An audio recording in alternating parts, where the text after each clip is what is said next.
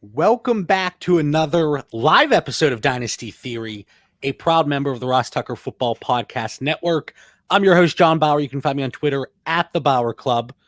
And as you can tell, you're watching live. We are once again live on YouTube and Twitter, and you get to see Dan's bright, smiling face after that Dak Prescott extension. But we are joined by Dan Lamagna. That's at FF Coach Dan on Twitter. What's going on, Dan? I just couldn't wait for the beginning of the show just to talk about Dak for about like 15 seconds because I think that's probably all we have in our show notes. And I could be done. You guys can handle the rest of the show, man. Dak is back. Reason to celebrate. Have a toast to our listeners watching live. And Cowboys Super Bowl. Yes. We're going to do a very in-depth analysis here on Dak Prescott from a dynasty perspective. The contract is good news. There you have it. All right, we're also joined by Mitch Sorensen. That's at DynoMC on Twitter. What's up, Mitch? What's up? You know, we skipped last week, but it's actually okay because no news happened last week. Within the last day or two, it filled up enough like information for the next 3 shows for us. We did take last week off, and I hold myself accountable. It was my doing, but you two gentlemen were quite understanding, so I appreciate that. And we didn't get too much hate mail from people. Guys, where are you this week? Where are you? Well, we're back, so don't worry. All right, so tonight we are going to discuss some of the franchise tags that took place earlier today. Like Mitch said, it was an action-packed day. And then some of the players that were not franchise tag and the implications that has heading into 2021. Dan, Chris Godwin, franchise tagged, but it does sound like they are trying to work out a longer-term deal while that has already taken place. So what are your thoughts here? Chris Godwin, Tampa Bay Buccaneers. What is the dynasty outlook there? This was the one that was probably to all of us not a surprise. We expected him to be back in Tampa Bay. I think it's a good sign for the direction of the Bucs that they're going in. Very talented young receiver. To your point, JB, I think they'll still work to get him signed long term. And he's a building block. He's a guy we talked about in Dynasty Theory that we think we could get at somewhat of a value, compared to where he was going a year ago, and feel very confident about having him in our dynasty roster. So liking the move, liking Chris Godwin. The tag didn't really move him up or down my rankings any. I feel the same, but it's good to have him officially firm in his landing spot of Tampa Bay. Mitch, do you remember last year when we were going through some of the offseason episodes, Chris Godwin was a hot topic there. And there were people that had him close to number 1 overall wide receiver. And it's just crazy to see a 25-year-old receiver still entering his prime. What we have seen up to this point, when he's given the volume, he's been tremendous. When he hasn't been given the volume, still extremely efficient. But just like Dan said, now I think he's kind of like a player that we can get at a reasonable price tag in existing leagues and startups. I think so. I mean, we're so fickle as dynasty owners that one bad season from wide receiver, and it was a bad season. It was just a mediocre season. It wasn't a Justin Jefferson season, right? So now all of a sudden he's dropping down. And for what reason, I don't know, because if you went on Twitter today, you also saw people are still down on him. They're like, oh, this isn't good for Chris Godwin's value. And I'm like, I will take all the Chris Godwin I can. I will trade for him in about every league as well. And that's the thing that really gets me. I don't understand how this isn't good for his value.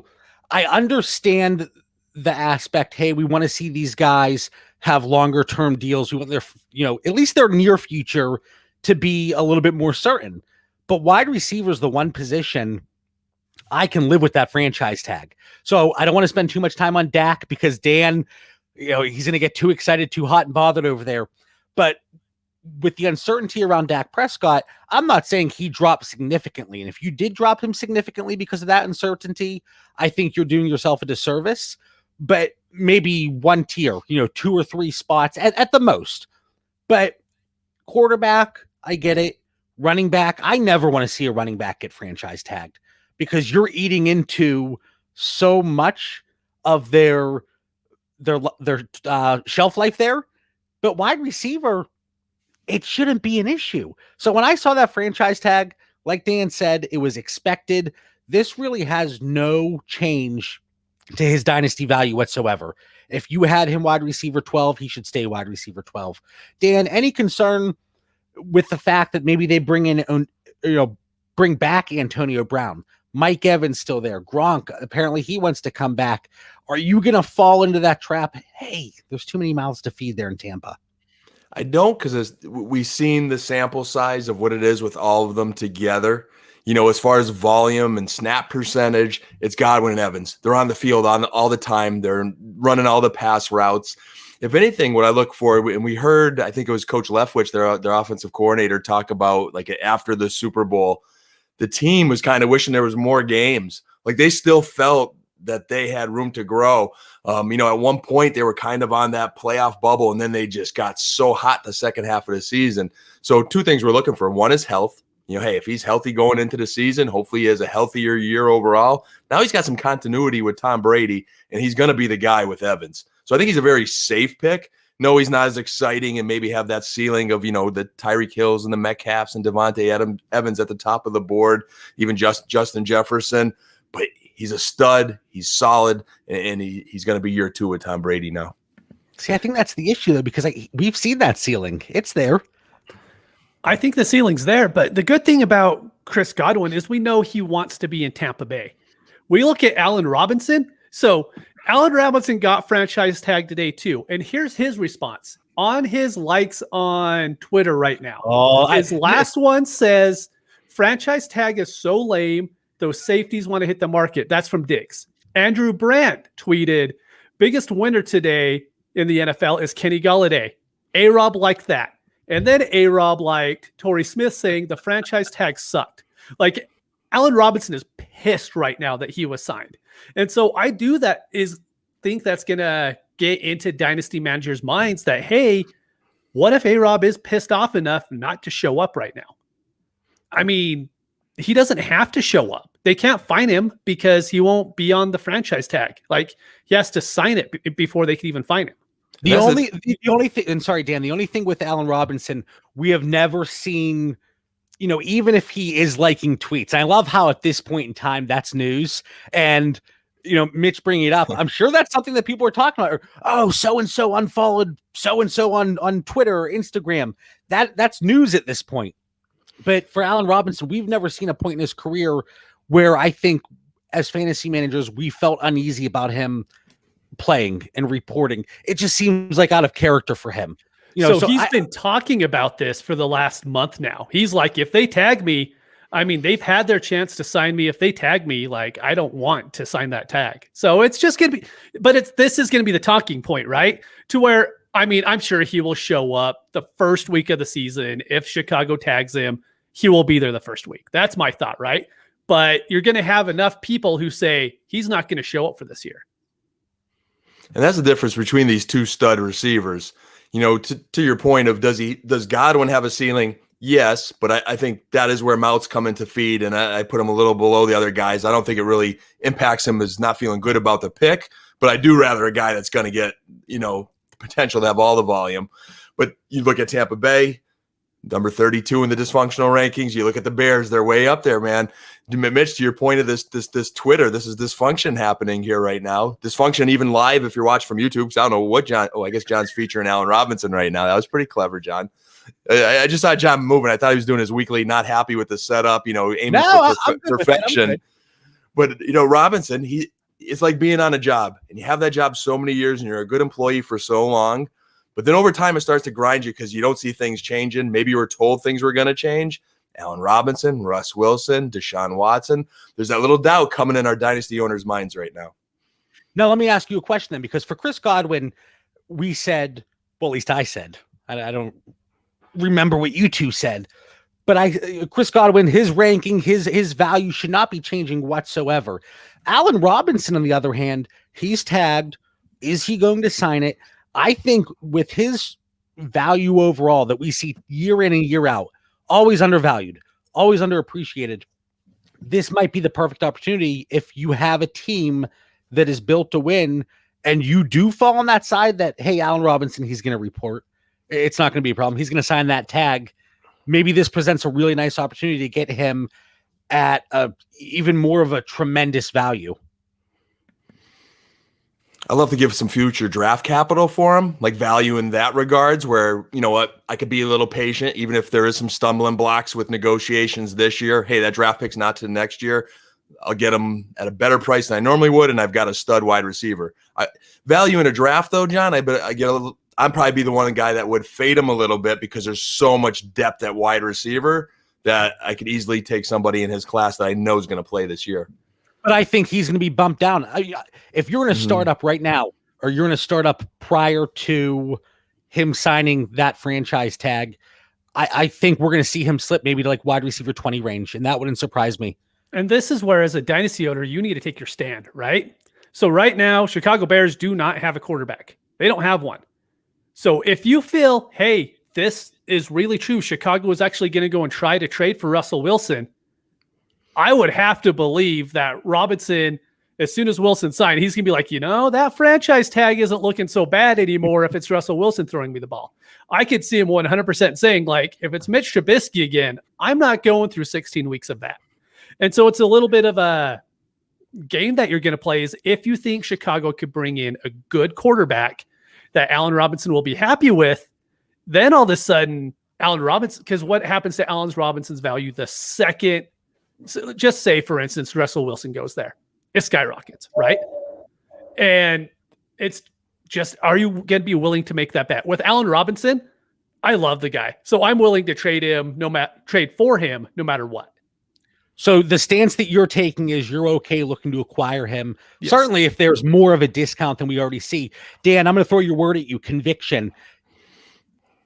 You kind of said it, I think, in leaning towards the side. There's always going to be a wide receiver that you might prefer, especially the fact that there's going to be more certainty maybe that the other wide receiver plays here in 2021.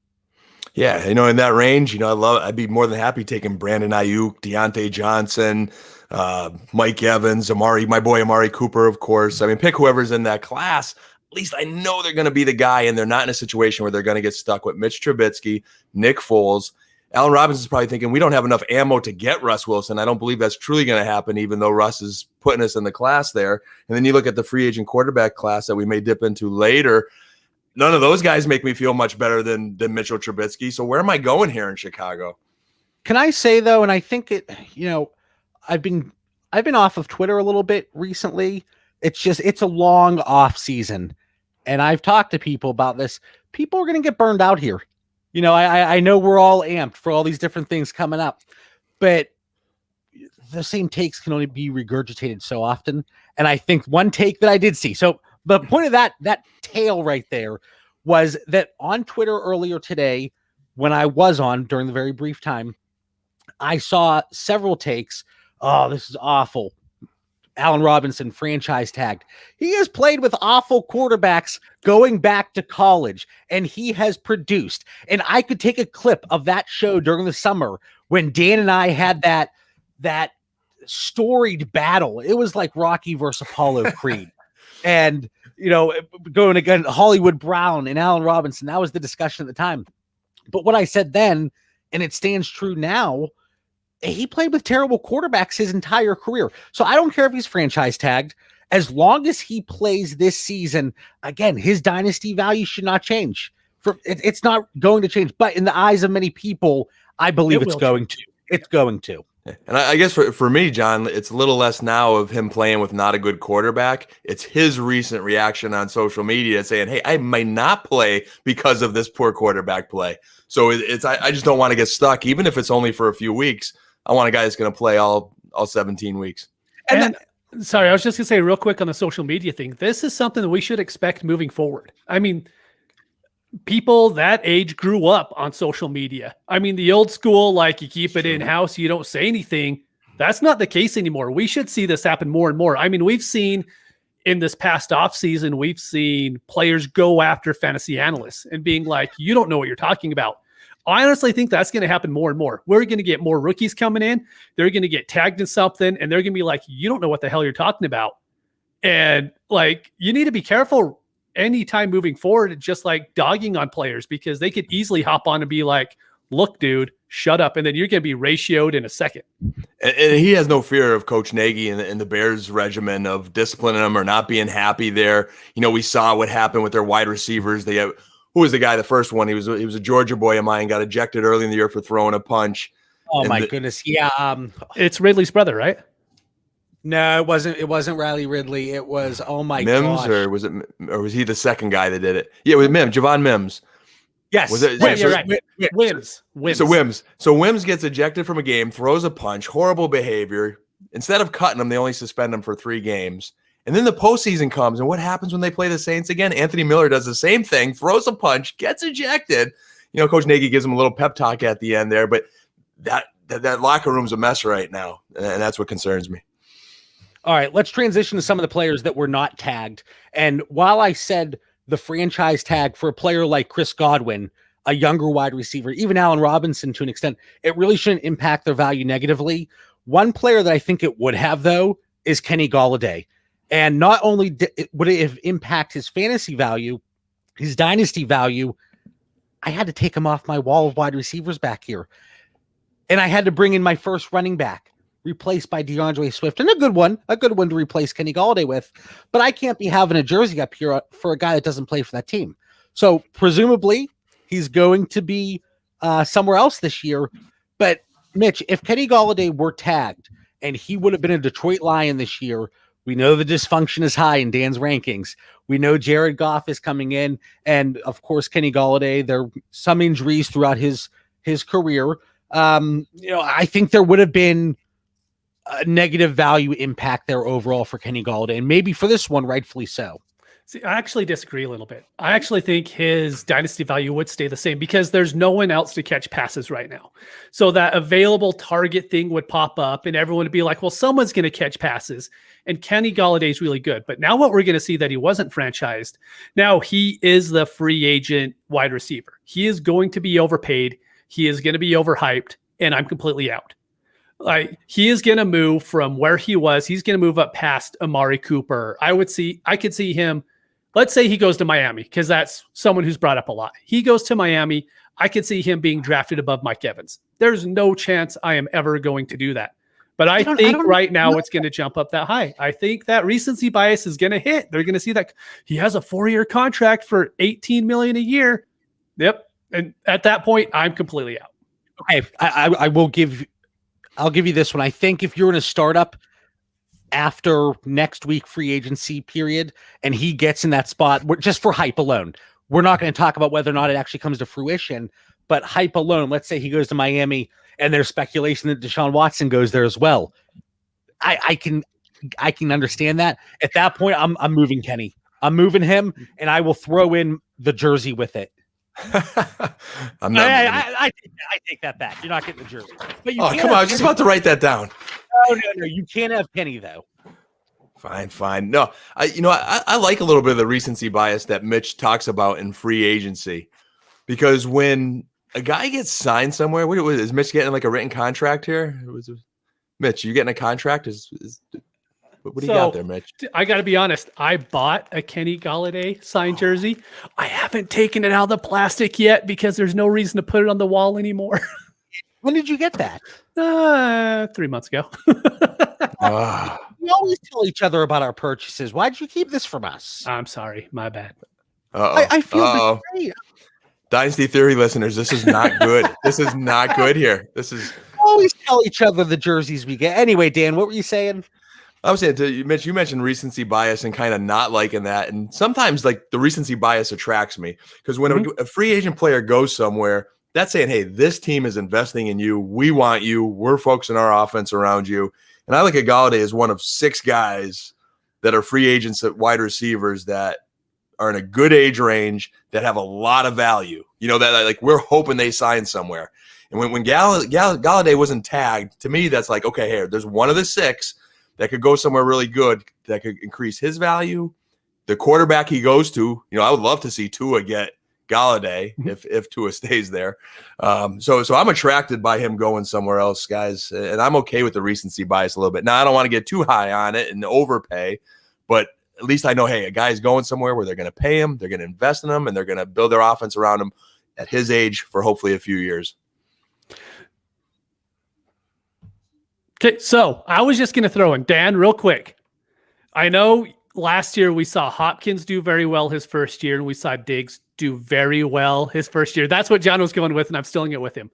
But normally, the first year wide receivers, the first year they're in the offense, they don't do well.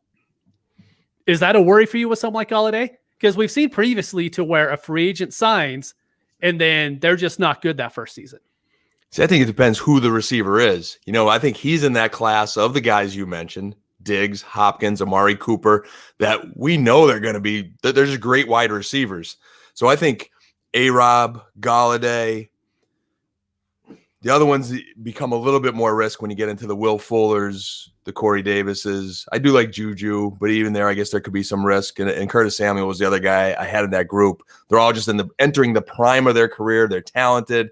If a team's going to pay him big bucks, Galladay's a guy that I think, at least for a few years, Mitch, he's going to be a good football player wherever he goes.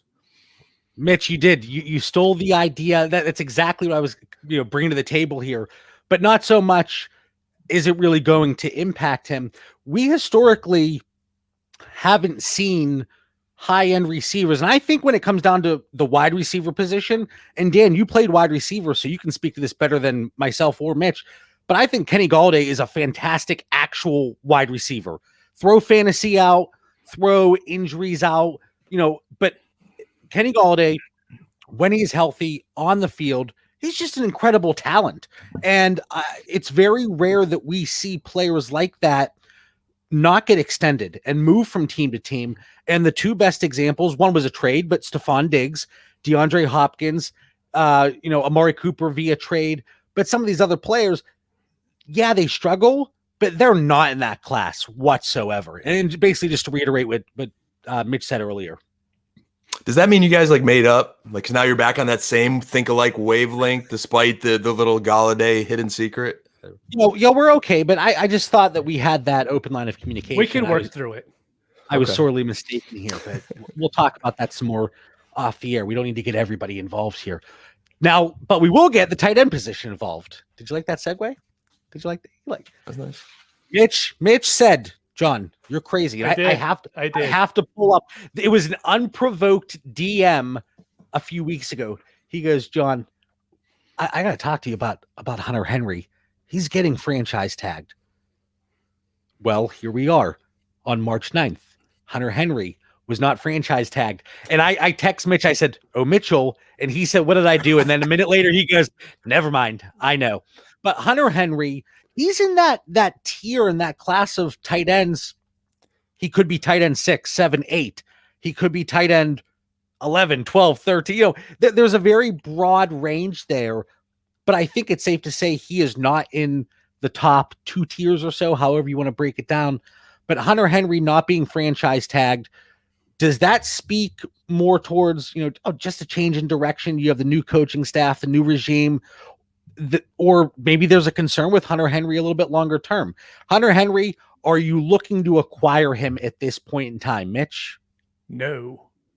So just like you said, Hunter Henry to me, and we're going to see the value bump. He's going to sign with a new team and he's going to get a little bit of a bump from there. But he is a guy who will get 50 catches for 600 yards and 4 touchdowns. And that's just what we expect from this year. He's never going to be tight end 4. He's probably never going to be tight end 15.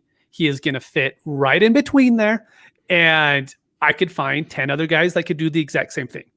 So in my view, I would rather take the shot on someone I could hope maybe some chance can be tight end 5, can be tight end 4, than know that I'm getting a guy he's only 26, which is really good, but just a guy in the tight end position as far as fantasy goes. All right, really quick before I throw it over to Dan here. Travis Kelce, George Kittle, Darren Waller, Mark Andrews. I think those are safe to say. Those 4 guys you have Hawkinson and Pitts. I'm not done. Sorry. Not only are you making unapproved purchases, but now you're doing this. Holy cow! Oh, there's a holy cow, Mitch. I've been saying that more and more. Got to fit it in. Anyway, so Hawkinson, Fant, Goddard. Are we all taking them? Mm-hmm. Kyle Pitts. Yes. Yep. What about Mike Gesicki? No. I'll take Hunter Henry over Gesicki. I'll take Gesicki. Anu Smith No. or Irv Smith? Yes, I will actually probably take Irv Smith right now. Evan Ingram. I love Evan Ingram. I'll take Ingram. Yeah, I take Ingram too. I like Henry over those guys. And then we get into Tunyon, Hooper, Logan Thomas. I will take Hunter Henry over Hooper and Thomas. Can I get a contract for Robert Tunyon? Can I get a contract? Yeah, if he gets one, I mean, you take him at this point. See, here's the thing, John. Oh, I like where we're putting Henry. I think we're all have him in the same cluster. He's not a guy, Mitch, where I would say recency bias is going to bump him up for me, like when he goes somewhere else. But I am excited to see where he goes, and I'm going to like him probably wherever he goes, because I think whoever's going to pay for him is a team that says, hey, our offense is predicated around utilizing a guy of his skill set as a tight end. He was in a good situation, I thought, with the Chargers. I think he's, probably going to go to a good situation again. But for Dynasty, the thing is, if we don't get Hunter Henry where his value lands, we're all okay with it because of every guy you just named. Like we don't get him, big deal. Mitch took him. All right, we're going to take who's next on our list: Gesicki, Ingram, Jonnu, Irv Smith, Tunyon. They're all in that same cluster. But I think when you look at the free agent market, he's one of Gronk. Let's just say he's going to stay in Tampa. I cannot see Gronk possibly leaving Brady. He's one of maybe 2-3 tight ends that you really are kind of excited about to some degree. There's Jonnu, maybe someone else Mitch is going to talk about later in the show notes here. So I'm excited to see where he lands. I like Hunter Henry. I'd love to have him on my Dynasty team, but if I don't get him, I'm also not concerned. He's never going to go in that class of everybody you named above him before. I've been calling this for weeks. And this is what provoked Mitch's verbal attack on me. I said Hunter Henry is going to be a Jacksonville Jaguar. That is how they are going to approach the tight end position. And if that happens, then Hunter Henry becomes a full-blown, I'm getting him off my roster at the right price, because I think I can move him at a very significant value. Again, when we say, player X, we're looking to move him, we're not just moving them for the sake of moving them. It's always going to be, as I say in the intro, price dependent, but you're looking to cash out at that inflated value. If you're not going to get that in return, sure, hang on to him. My hair is really something tonight, guys. I laugh every time. If you go back and you watch every YouTube episode we put out, you two look exactly the same. I look like a different person every episode. You look relaxed tonight. Normally you look like you're ready for a date with your wife. Like, you know what I mean? It's all greased up and styling and like hair that I wish I had, but tonight you look relaxed. Greased up is not a very flattering way to describe. Like a John Travolta grease. Like you got stuff you could do with your hair that, I couldn't do since like high school, buddy. It's been some time since I had hair like that. I probably never had hair like that, to be honest with you. It's fluffy. It's fluffy tonight. Right. Yeah, the gel, it's no longer holding. Anyway, that's enough about my hair. So Hunter Henry, I think that's a good conversation around the tight end position. Now, this one, we are going to, I'm going to hold off on this one because I want to incorporate it with the free agent frenzy with one of Mitch's takes. 30-second take on Chris Carson. The report came out. He was not franchise tagged. Mitch, off the air, you said, yeah, obviously. Yeah, I mean, I didn't think that was actually an option to begin with, but now we know that it didn't happen. But I'll tell, like everybody knows, I love Chris Carson. I think Chris Carson is going to go to a good spot, and I'm probably going to overdraft him in a whole bunch of leagues. And, it's something that I'm going to be okay with. What if he goes to Atlanta? I think people would love it. Then I will way overdraft him because I'll love him even more. What if he goes to San Francisco? I think people like, there are spots out there, and I love Chris Carson. He's just, and I know Scott Connor over at Dynasty and Chill. We've talked about this several times. I'm going to say something, and Scott, I know I'm going to get the text from you tomorrow. I know it. JB, that wasn't actionable, but Chris Carson, he's a hold for me, and you can't move him for anything reasonable. No, but there's always that potential for that value bump and that uptick there throughout this offseason if he lands in a favorable spot. And if that presents an opportunity for me to move him, then great. I just don't think you're going to get anything in return that makes sense to move him. You're not going to get an early second. I don't think you're going to get a mid second. So sorry, Scott, but I'm going to hold him. Dan, I know you love Chris Carson. 30-second spiel. 30-second spiel. I think if he lands somewhere good, he doesn't rise too much up any of our rankings probably, because he just separates himself from the people in his class that are in that age range. I mean, he's actually, 26. He's got a few good years left, but once you hit near 30, it dives. So he's in that group where he's just going to stand out from the rest of the free agent class. We got Aaron Jones, who's the stud of the class. You have Chris Carson, Lenny Fournette, who are probably like the only really two guys that excite me out of the rest of the free agent class. Drake, Connor, maybe you can make an argument for. That's it. So I think they're just going to solidify a good situation, and you hope to get a couple good years out of him. But right now, I agree. It's a hold with UJB as we wait and see where he goes. And I like what you said there. All of those guys kind of are in the same tier, class, however you want to describe it. But it's whoever gets to the market first, and whoever gets just give me a 2-year contract in a decent spot. If that's Kenyon Drake, I'd be more than willing and happy to take Kenyon Drake over Chris Carson. If it's Chris Carson, vice versa. But there's one more guy that we did not mention, but we're going to transition to the free agent frenzy. I challenged you guys with a player that you're looking possibly to acquire, or just maybe they'd interest you overall in the dynasty landscape as a free agent. And Mitch, I'm going to steal your thunder a little bit, but your guy was Jamal Williams. Mm-hmm. You wanted to talk about him, and it ties in perfectly with the Aaron Jones situation. And I want to discuss A.J. Dillon. So the Green Bay backfield, but what are your thoughts on Jamal Williams? So Jamal Williams is just the guy to where I think he fits in 25 offenses. The second he goes in there, you know exactly what he's going to do. He's going to be the third down back who could block really well. And if the starting running back goes down, he can take over and be fine for 3 or 4 games. And so for me, those are the running backs that I love. I know he's older, but the NFL is going to like him, right? So you're going to hear about guys like James White is more than likely going to the Buccaneers, right? I don't want him because he's never going to take over as the lead role. I want a guy like Jamal Williams to where he's going to be 26 at the beginning of April, which is like death in the dynasty landscape for running backs. Right? Although he's a fresh 26, though. He's not like one with a lot of miles on the tires. Yeah, without a doubt. And so I actually listed 4 spots. You guys tell me if I'm wrong here, because I have this Jamal Williams rule, right? And I tweeted about it today, and it was the Carlos Hyde rule before. It's now the Jamal Williams rule. If the running back right now will lose value if Jamal Williams signs there, that running back is probably overvalued. So I'm going to give you 4 guys, and you tell me if their value is going to drop if that team signs Jamal Williams. Wait. In our eyes or the dynasty communities, because our eyes doesn't matter. It's what the 11 other owners in the league believe. Okay, first, Gibson.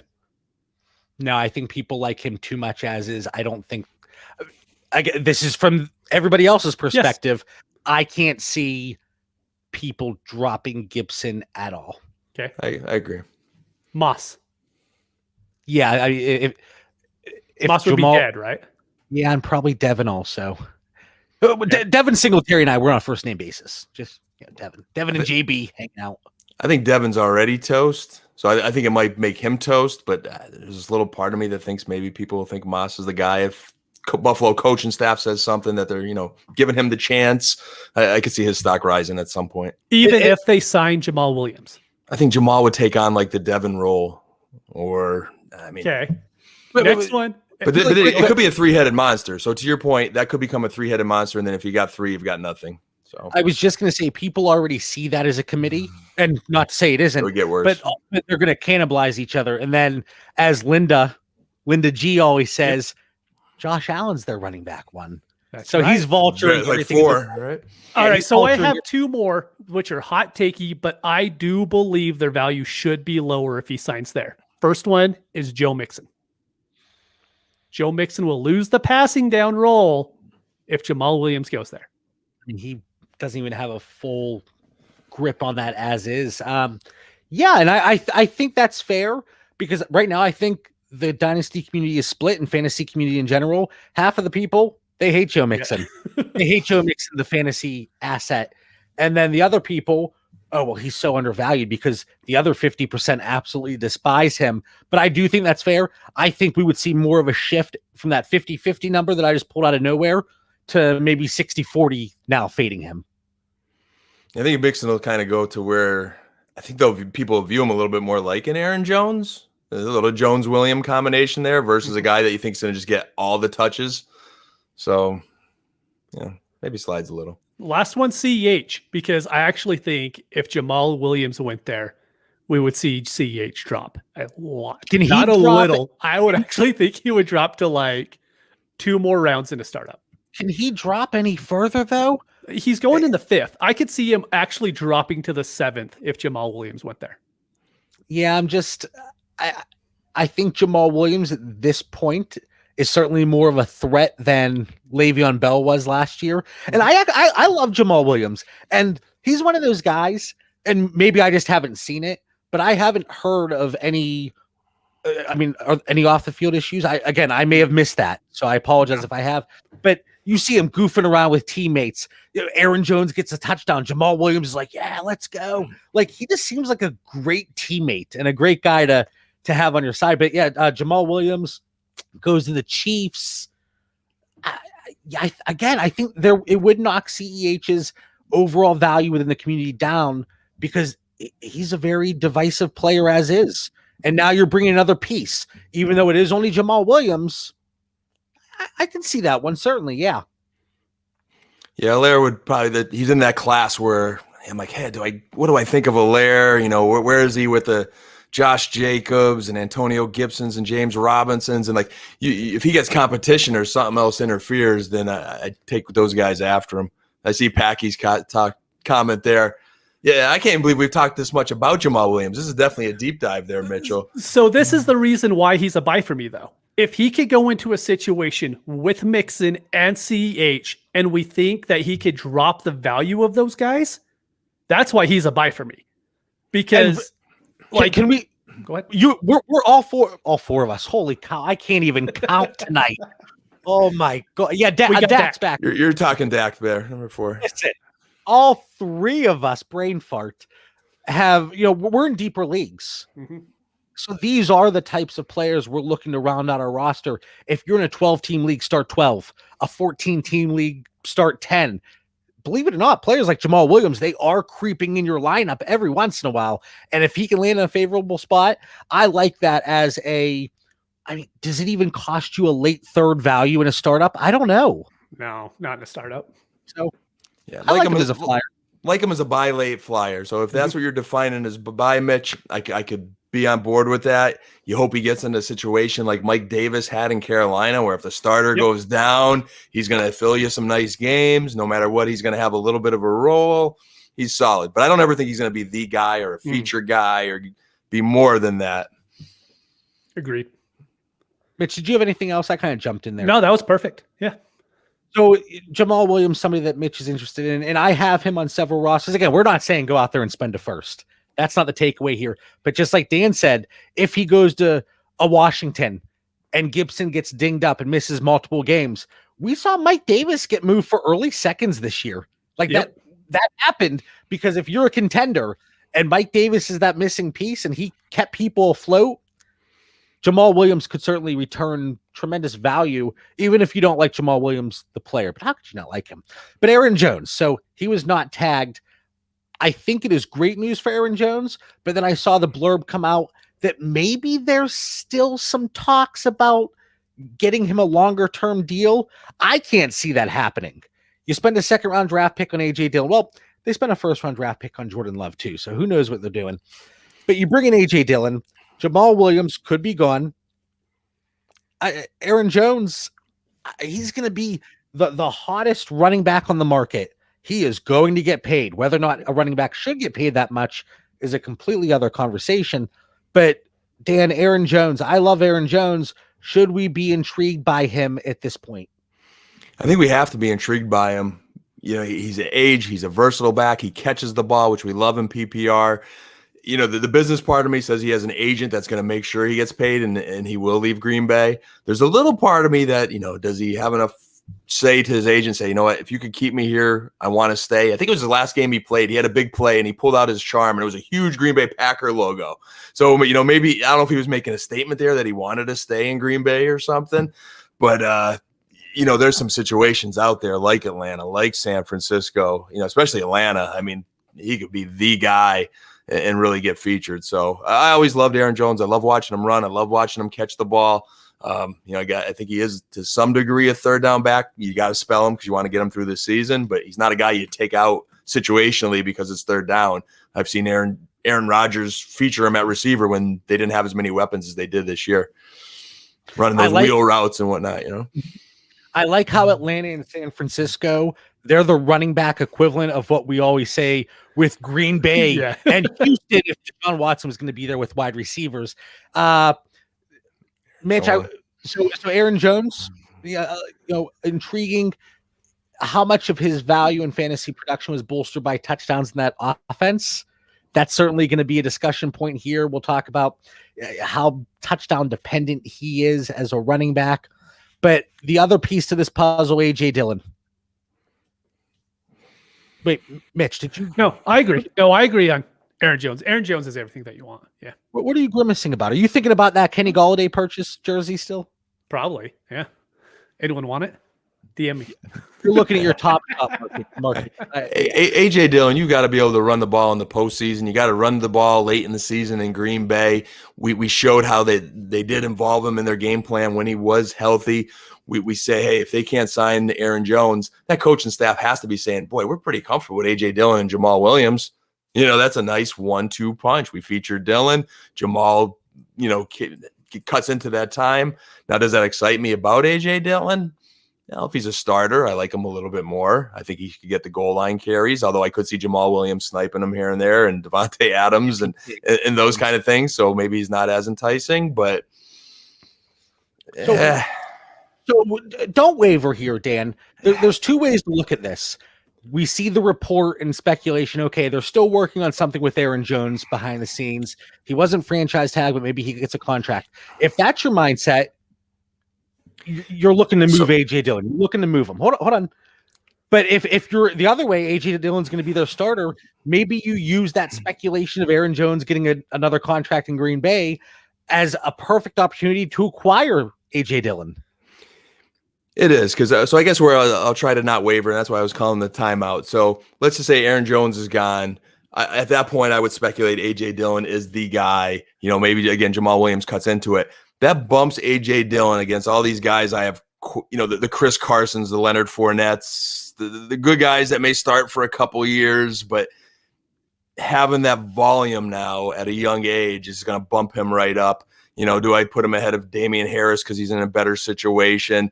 Yes. But it wouldn't catapult them ahead of I don't think anyway, the David Montgomerys to the James Robinson. So it would take him from like a third tier to second tier running back for me. So this was actually brought up in our Discord. If anyone wants in our Discord, shoot me a message on Twitter and I'll send you the invite for it because we have a really good group going in there. And one of the questions was, would you trade A.J. Dillon right now for a 22 first? And I flat out said no, because here's what can happen and what I think more likelihood what will happen. A.J. Dillon in August is looked at as the starting running back for the Green Bay Packers. If you want to trade him then, you get a lot more than a 22 first. I mean, it could probably be closer to 22 firsts. I mean, it's probably a 22 first and a really good wide receiver. And that's how you're going to be able to trade him. And so in my view, if I have A.J. Dillon right now, I am holding and I am just waiting. I mean, the only bad thing that could happen is Aaron Jones goes back and you're like, crap. But if that doesn't happen, you know that your expectations on what you're going to be able to get to him, they just went up. Yeah, I'm waiting for that week matchup, week 3, where they run all over somebody. Yep. He has 100 yards and 2 touchdowns, and then boom, spikes through. A young running back, Green Bay looks like a stud. That's when you trade him. I'm going to bust out my scale of probability here that I've been mentioning recently. What's the likelihood that certain events happen, and then what's the outcome if those events do take place? If Aaron Jones, let's say he does get extended and he gets a brand new contract, AJ Dillon's value plummet. But what's the likelihood of that? Let's just say randomly 20%. Yeah. What's the likelihood that he is the starter week 1? If you want to say 50%, fine. But then, like Mitch said, his value is going to be significantly more than a 2022 first. And then the remaining portion, they bring somebody else in, and AJ Dillon's in a running back by committee, but still a pretty valuable committee to have in Green Bay. So at that point, if you want to move him for that first, I still think you could. So again, that 20% chance that he bottoms out, that's probably where I am. I would not move AJ Dillon for a 2022 first today. I can safely say that. Am I shopping him if I have him? Heck yeah. But it's got to be for more than that if I'm going to move him. All right. Anything else on AJ Dillon, Jamal Williams, Aaron Jones? A lot there in Green Bay. I think Packy's loving this episode tonight. This has to be the Green Bay episode. It's taking up most of our show notes here on Aaron Jones and Jamal Williams. Holy You cow. can tell we didn't have an episode last week because we could break down 3 players and go for 20 minutes on each of them. I told my wife again, coming down here tonight, coming to the Dynasty Dungeon. Oh, no, you didn't. I said half an hour, half an hour. So you always hex us with that. Anytime you think it's short, we go longer. Mitch thinks we're short, we go long. But my notes are a little bit shorter on my buys and sells. Mitch did an impressive deep dive on Jamal Williams tonight. So. All right, so Dan, I want to go over to the guys that you're looking to acquire, and I actually all our listeners know when I present you guys with the task to name players or rattle them off. Dan always comes with these players. I'm like, Dan, how the heck does that guy fit this category? And then we argue and we don't talk for 3 days after. No, I'm kidding, of course. But this list right here, for one reason or another, I can actually get behind this. Mm-hmm. So the guys you're looking to acquire right now, prior to next week's free agency, who do you have here? Yep. I started with 2, and I had a late add to the show notes tonight, so I have 3 guys. But primarily the first 2, one, Jonnu Smith. Just a guy that I was very high on the beginning of last year. And boy, was I on cloud 9 for a little while, and then it kind of plateaued. But 25 years old, I'm just so intrigued on where he's going to land. First, I think, who could the Titans afford? Do they try to bring back Jonnu Smith and or Corey Davis? We don't believe they're going to bring back both. They've already said they're both going to test the market. But Tennessee's got to have some weapons other than A.J. Brown too. Maybe they believe in Ferkser. They do have a good passing tight end there, so he could be a value add if Jonnu leaves. But Jonnu's one of those guys where he was on P. Bomberant. I can never pronounce this trainer's name, but he's on Shefty every year, and he just talked about what a freak Jonnu was. And I think really I Bomberino, can't think it was. I can't even pronounce Jonnu Smith's name. I'm not going to be able to pronounce the trainer's name. Yeah, so Jonnu, he is just like, this trainer just loved what Jonnu was doing in the offseason last year. He's 25, tight ends develop late. He's starting to really, show us what he can do. If he for some reason went back in Tennessee, I'm curious, is there new offensive coordinator wrinkles now going from Todd Downing, who replaces Arthur Smith, who's the Falcons head coach? And then maybe they say, hey, okay, Corey Davis is gone. Do we utilize him more? Or does he go somewhere else and get featured and gets out of that timeshare of 3 tight ends in Tennessee? And they say, hey, we got to get this guy the ball because we know what he could do after the catch. So, I'm hoping he can kind of, with change, go somewhere where they're going to invest in him and utilize his athleticism, get him the ball more. We watched the games last year. I mean, you could run him in a sweep like Kansas City uses Kelsey at the goal line. He could get a lot of touchdowns. He does a lot after the catch. So I'm excited about Jonnu. And then the next one's a little bit of bias. I like Jonnu Smith here to fit this category. I'm looking at different teams. Would you be intrigued by any of these teams? And Mitch, let's start with you. Arizona Cardinals. No. Well, I didn't think you were going to take. No. I thought you would at least think about it for a second. Let me find another team. Hold on. Okay. He's not as tall as Dan Arnold. I don't know if Kyler would be able to see Jonnu. What if Jonnu doesn't leave the division? What if he trickles right over there to the Indianapolis Colts, who now has Carson Wentz, who loves the tight end? That is going to be, no matter what tight end, a tight end is going to go there. No matter what tight end goes there, they will be, tight end 7, probably, in redraft at least. Probably best ball redraft. It'll probably be tight ends, whoever it is. It doesn't matter. Well, I actually thought I was being original there because in my defense, I've been off the Twitter machine. I haven't seen a Johnny to the Colts thought. No one said it, but I'm just saying a tight end overall in that offense. I mean, they're going to boom. But if you put him on that fast Indianapolis turf with Frank Reich, I would be excited. Because I mean, he's a tight end that like he catches it. If you give him open space, he could take it to the house. He's a 70-yard touchdown tight end guy. Oh, he's an athletic monster, and we know that Dan, you were on board. Yeah, that get me hot here, John. Last team here, just because of the Arthur Smith narrative. What if they bring him into Atlanta? No. then I have these like flashbacks of Tennessee. How is he going to use them? Does he, now they always say they play to their talent, the team. So I mean, it was heavy volume King Henry in Tennessee. No matter what running back, how good he is, he's not going to be Derrick Henry in Atlanta. So maybe, but man, Calvin Ridley, Julio. I worry a little bit about volume. Hurst isn't going anywhere. That's the thing. And I think there was even a little blurb not too long ago about possible extension talks there. So here's one. Cincinnati. I just looked at that. I was just looking at that. Joe Burrow. Ooh, baby. Drew Sample was getting picked up in like every single league after like week 2, and people were spending all of their fab on him. And he's a blocking tight end. He's never going to be a receiving tight end for our listeners. I know John has a little something for Drew Sample. He's a good football player, but for fantasy football, man, boy, you put Johnu there. Whew, again.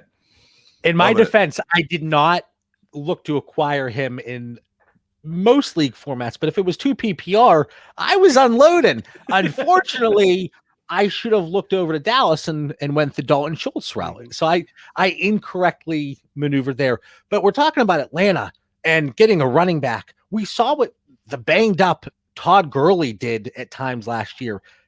There was upside there. Mm-hmm. What if playoff Lenny goes there, Dan? I know he's next up on your list. How excited would you be if playoff Lenny, well, one, where do you think he could land? 2, he's a buy for you. What are you looking to move for him? I'm hoping he stays in Tampa Bay, but if he did go someplace like Atlanta, I'd definitely be excited. And I think actually I was corrected on Twitter today. He's Lombardi Lenny. All right, he's Lombardi Lenny. He's the man, Super Bowl hero there. But 26 guys, like if you just give him a little bit of blocking in the red zone, he's going to score you 6 points. He is awesome inside the 5. He blocks well enough. He catches well enough. He still has a bit of wiggle in him. Coach Arians likes him, and they have a great offense. He goes there, he loses all those temper issues he had in Jacksonville. He seems like a player that could hold up physically for a few good years. He's fresh. The Super Bowl was over, and he goes, "When do we start again?" I was like, "Oh, all right." So there's just enough of those good signs where I think he's the top of the free agent class of these running backs. And what will I move for him? Aaron Jones says he's not quite at the top. He's not. There's Aaron Jones, and then there's the rest of the class. Like Aaron Jones, Connor, is in Chris his Carson, class. But after Aaron Jones, I want Carson or Lenny. And then it just keeps dropping off from there as you go. So if I'm a team looking for a running back, and I know I'm not gonna have to pay a fortune for Lenny Fournette. I think Aaron Jones is the tough one because he wants bigger money.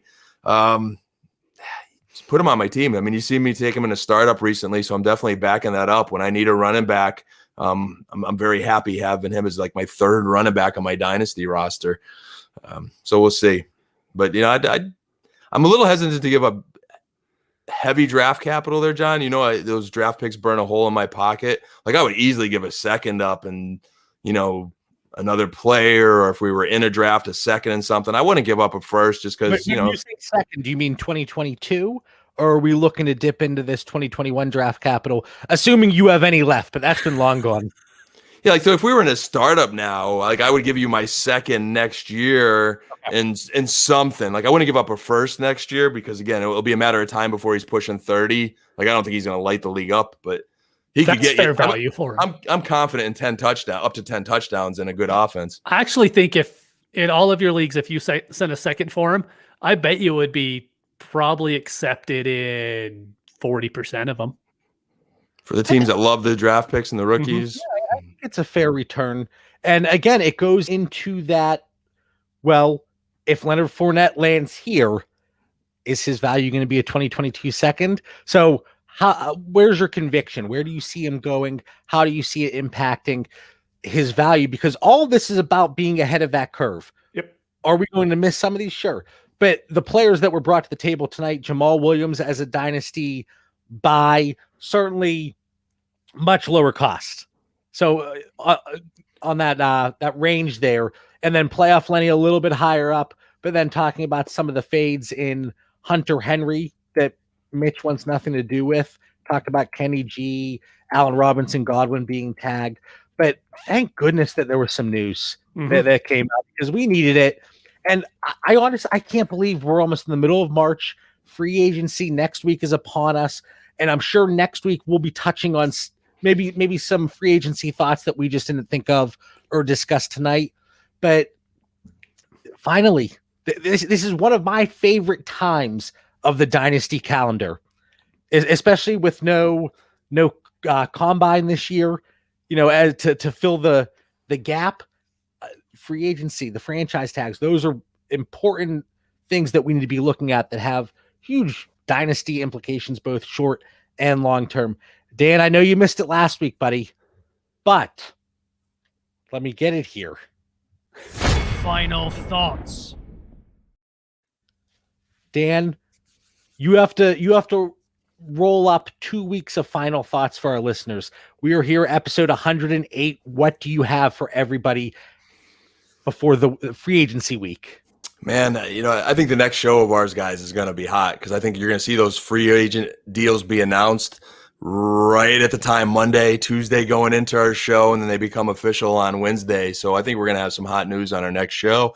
But my final thoughts will just be a bonus guy. I said I added one in the note, and I think we ran out of time. I know Mitch likes Gerald Everett, which is an interesting guy that I think we watch to see where he lands. He's in that Jonnu, Hunter Henry, last of the good tight ends. And then my final thoughts, Andy Dalton. Like, there's only a few quarterback spots left. We saw what he did in Dallas last year. Guys, could he be better than Jameis Winston, Cam Newton, Mitch Trubisky, and Ryan Fitzpatrick? He could be better than all those guys. Not better than Jameis Winston. No. Why not? I would take Fitzpatrick too. You get the beard. That beard adds fantasy points. It's actually written in most bylaws that if you have a beard like Ryan Fitzpatrick, yeah. I want to call him Fitzgerald. I have no idea why. I'm like, it's not Fitzgerald, but I want to say Fitzgerald. But when you have a beard like his, you actually get 5 extra fantasy points each week. Anybody who has a beard like his and dresses up like Deshaun Jackson or whoever did that one year, the gold and with the chest hairs out, he deserves to be moved up. I get that. This is my age discrimination. I mean, he's like Frank Gore. So I just think if you want a quarterback for a few years, we don't know if Cam could throw the ball. Trubbs is like a mess. Trubisky, Winston, there's no proof that he can protect the football. I mean, Coach Arians literally on a podcast said, I love Jameis, but just not a leader. You gonna tell me? Coach Arians literally on the air said he's not a leader. So just to me, Big Red, man, he's a locker room favorite, and he showed he could manage a ball game and win. So just a late draft tidbit is my final thought. And PlayStation Day for Mitch and I, John. We're gonna be like right. two kids here, man. We got our PlayStations ordered today. Good day. When do they come in? End of the month. Yep. Are you taking a day off of work? Are you? Might have to. Mitch might have to too because he's afraid. I don't know how I haven't played video games in quite some time. Shocking. Yeah. It's for our kids, John. That and good TV shows. Sean isn't a part of them. I love good TV shows. I don't understand how this turned into a bash, John. But typically it always does. But anyway, after a week off, I was all amped up. I was so excited to jump on with you guys tonight, talk about some of the free agents and the players that were franchise tagged and some that weren't. But as always, we want to thank everybody for tuning in. Follow the show on Twitter and Instagram at Dynasty Theory FF. Stay safe. Be kind to each other. Have a great night.